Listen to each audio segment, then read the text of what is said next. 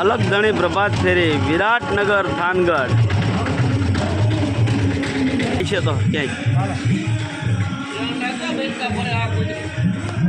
એ અમને ન ભરે, એ અમને ન ભરે.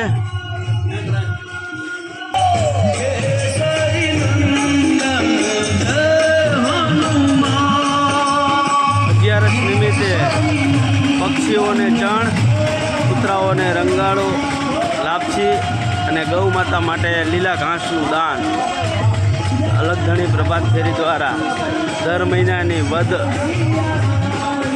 અગિયારસ, અમાસ, પૂનમ એમ મહિનામાં 4 વખત પ્રભાત ફેરી કાઢીને પક્ષીઓ માટે ચણ એકત્ર કરવામાં આવે છે અને અલગ અલગ જગ્યાએ નાખવામાં આવે છે.